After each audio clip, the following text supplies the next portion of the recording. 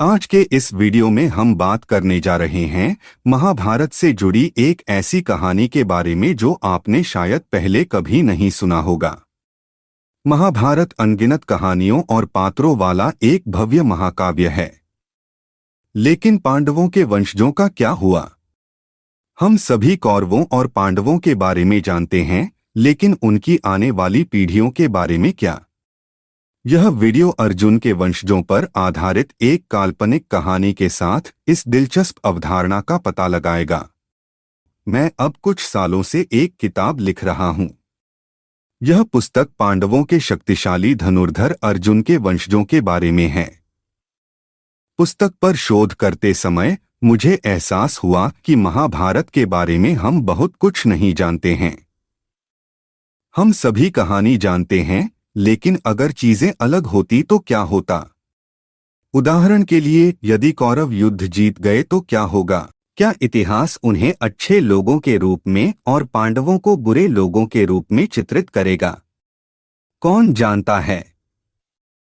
Domino's effect और the turning point और भी पीछे जाएं तो वह कौन सा मोड़ था जिसके कारण कुरुक्षेत्र युद्ध हुआ?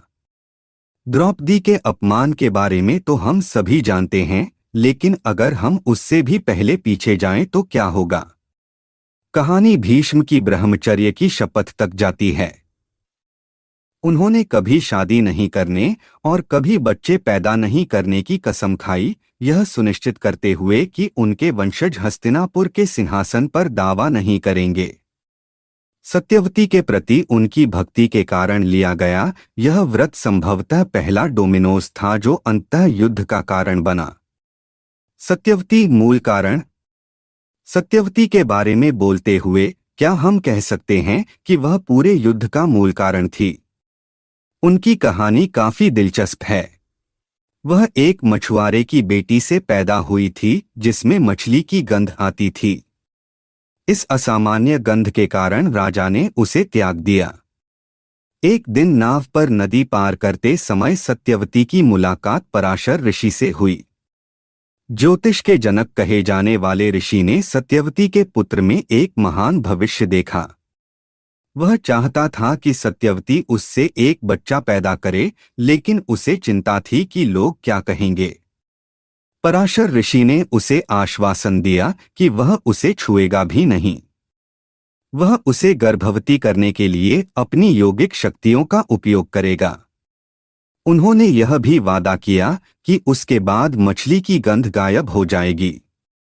सत्यवती सहमत हो गईं और उनके मिलन से वेद व्यास का जन्म हुआ। वेद व्यास और उनके पुत्र बाद में जब सत्यवती रानी बनी तो वह राजा के लिए कोई संतान पैदा नहीं कर सकी। इसलिए उन्होंने वेद व्यास से अपनी शक्तियों का फिर से उपयोग करने और उनके माध्यम से पुत्र उत्पन्न करने का आह्वान किया। इस तरह धृतराष्ट्र, पांडु और विदुर का जन्म हुआ। अर्जुन के वंशज ये तीन पुत्र कौरवों और पांडवों के पिता थे। महाभारत की कहानी इन्हीं के इर्द गिर्द घूमती है। लेकिन उनके वंशजों का क्या? मेरी किताब अर्जुन के वंशजों की कहानी का पता लगाती है। कहानी भारत के प्रतापगढ़ के एक छोटे से गांव में घटित होती है। यहाँ अभिमन्यु और परीक्षित के माध्यम से अर्जुन के वंशज सोमवंशी परिवार रहते हैं।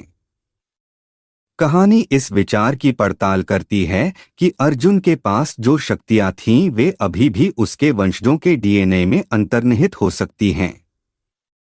साल 2020 है और कुछ ऐसा घटित होता है कि किसी एक वंशज में ये शक्तियां जागृत हो जाती हैं। अंत नोट: यह काल्पनिक कहानी की एक झलक मात्र है, लेकिन यह उन दिलचस्प संभावनाओं को उजागर करता है जो महाभारत की विशाल दुनिया में अज्ञात हैं। ऐसी कई अनकही कहानियां हैं जो खोजे जाने की प्रतीक्षा कर रही हैं। यदि आप महाभारत के बारे में अधिक जानने में रुचि रखते हैं या यदि आप अर्जुन के वंशजों के बारे में उत्सुक हैं, तो मेरे अगले वीडियो के लिए बने रहें जहां हम इस विषय पर गहराई से विचार करेंगे।